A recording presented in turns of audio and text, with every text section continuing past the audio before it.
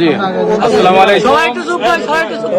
আমি আলী আজম মোহাম্মদ আবু বকর, ঝিনাইদহ ২ আসনের নবনির্বাচিত এমপি।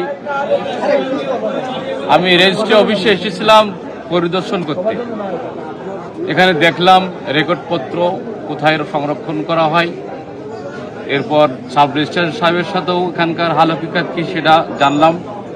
আমাদের শোনা কথা অনেক শুনি যেখানে দুর্নীতি হয়, প্রচুর দুর্নীতি হয়, অনিয়ম হয়। তা আমি আজ পরিদর্শন করলাম এবং সাব রেজিস্ট্রার সাহেবও আমাকে আশ্বাস দিলেন এখন থেকে আর কোনো দুর্নীতি এখানে চলবে না। দুর্নীতি সকল ধরনের দুর্নীতি বন্ধ ঘোষণা করা হলো। আর এখানে রেকর্ডপত্র সংরক্ষণের কোনো ভালো রুম নাই দেখলাম। এর জন্য একটা বিল্ডিং প্রয়োজন, সুন্দর বিল্ডিং প্রয়োজন। এটাও সংশ্লিষ্ট মন্ত্রণালয় জানিয়ে এটা আমি উদ্যোগ গ্রহণ করব।